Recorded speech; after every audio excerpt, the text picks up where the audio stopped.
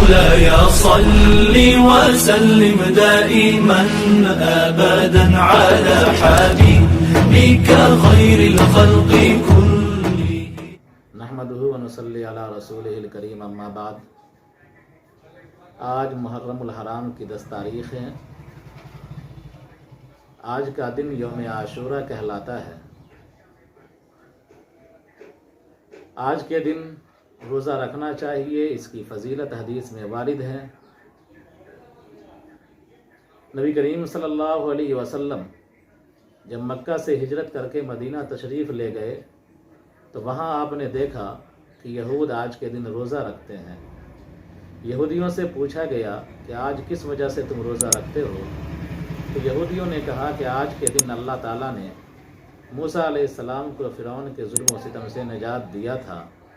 موسیٰ علیہ السلام نے شکرانے میں روزہ رکھا تو ہم بھی روزہ رکھتے ہیں.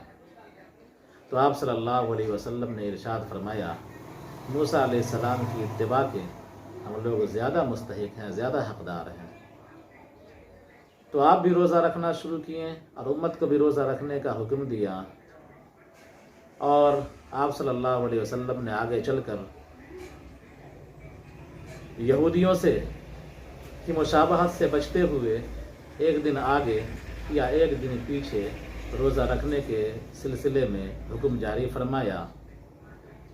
یا اپنی تمنا ظاہر فرمائی کہ اگر میں زندہ رہا تو 9 تاریخ، 10 تاریخ یا 10 تاریخ اور 11 تاریخ کو روزہ رکھوں گا، یعنی عاشورہ سے ایک روز پہلے اور عاشورہ سے ایک روز بعد، عاشورہ کا دن ملا کر کے 2 دن روزہ رکھنا مشروع ہوا اور 2 دن روزہ رکھنا سنت قرار پایا.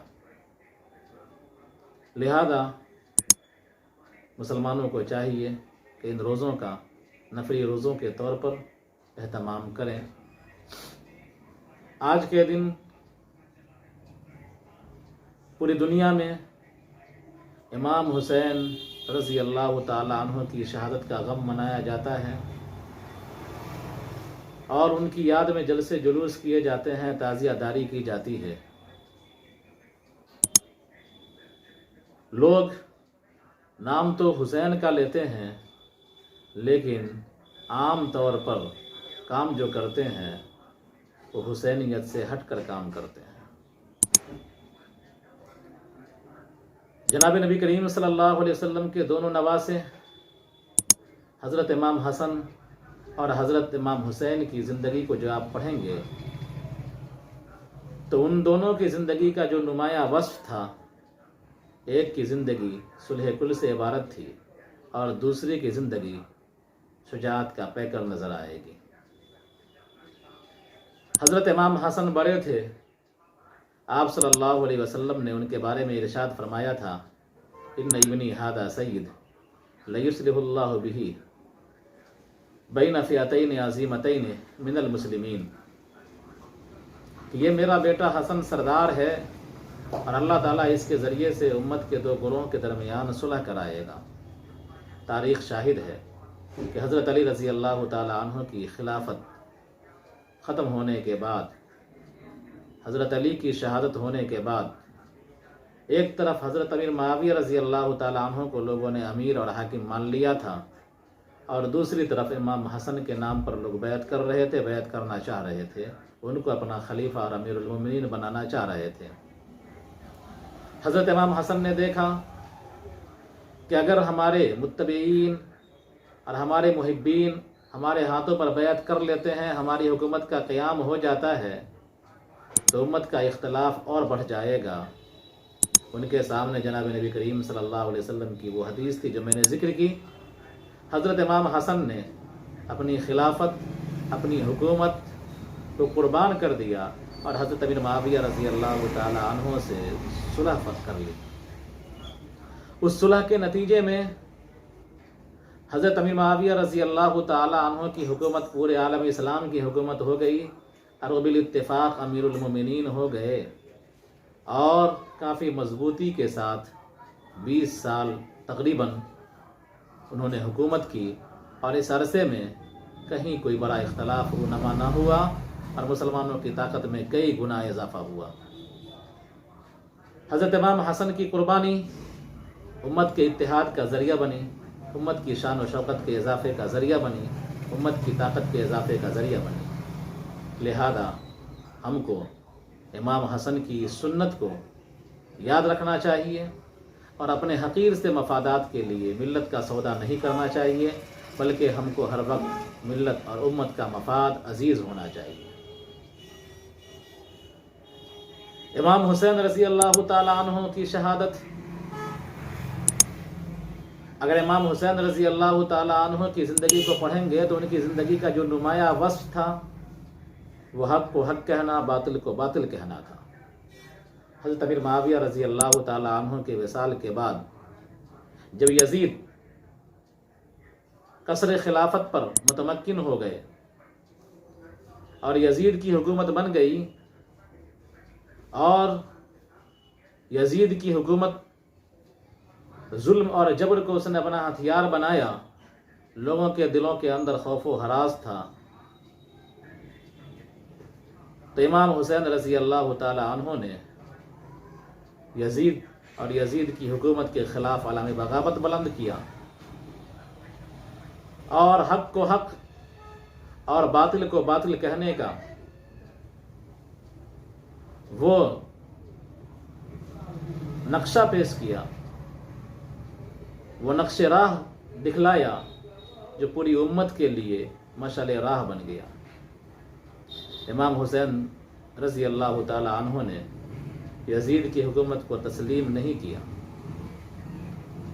ان کے خلاف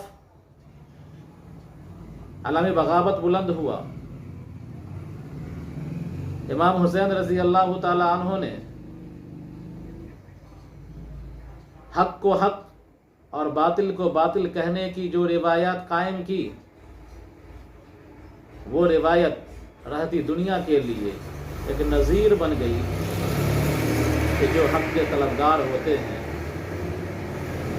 اور خدا تعالیٰ کے پرہیزگار بندے ہوتے ہیں، وہ کبھی مداہنت سے کام نہیں لیتے ہیں۔ امام حسین رضی اللہ تعالی عنہ نے میدان کربلا میں یزید اور یزید کی حکومت کے خلاف لڑتے ہوئے، مردانہ وار مقابلہ کرتے ہوئے اپنے خاندان کے چھوٹے چھوٹے بچوں سے لے کر اپنے خاندان کے مردوں اور اپنے خاندان کی عورتوں کو اور خود آخر میں اپنی ذات بابرکات کو شہید کروا کر کے امت کے سامنے یہ نمونہ اور اسوہ پیش کیا کہ حسین سر کٹا سکتا ہے لیکن باطل کے آگے سر جھکا سکتا نہیں۔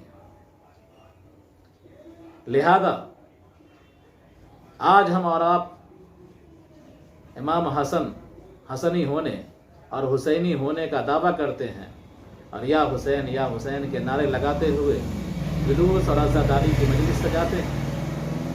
کاش کہ امام حسین رضی اللہ تعالی عنہ کے اس اسوے کو اپنے دل کے اندر جگہ دیں اور حق کو حق اور باطل کو باطل کہنے کی جرأت پیدا کریں۔ بڑی بڑی بستیوں حتیٰ کہ بڑی بڑی حکومتوں میں آج حالت یہ ہو گئی ہے کہ حکومت کے ہر فیصلے کو لوگ آمنا صدقنا کہہ کر قبول کرتے ہیں، چاہے وہ فیصلہ قرآن کے خلاف ہو، احادیث کے خلاف ہو۔ عام طور پر اسلامی مملکتوں کا یہی حال ہے کہ ان پر جبر کے ساتھ حکومت کی جا رہی ہے، ظلم کے ساتھ حکومتیں کی جا رہی ہیں، لیکن لوگوں نے اس جبر کو اور ظلم کو قبول کر لیا ہے۔ ظلم کرنا جتنا بڑا ظلم ہے، جبر کرنا جتنا بڑا ظلم ہے، تو جبر سہنا اور ظلم سہنا بھی اتنا ہی بڑا ظلم ہے۔ امام حسین کی شہادت کا واقعہ ہمیں یاد دلاتا ہے کہ حق کی راہ میں انسان کو اپنی جان کی پرواہ نہیں کرنا چاہیے اور حق کی راہ میں مداہنت سے کام نہیں چلانا چاہیے، بلکہ عزیمت پر عمل کرتے ہوئے حق کو حق اور باطل کو باطل کہنے کی جرأت پیدا کرنا چاہیے۔ اللہ تعالی ہم سب کو امام حسن اور امام حسین کی سنتوں پر عمل کرنے کی توفیق عطا فرمائے۔ ربنا تقبل منا انک انت السمیع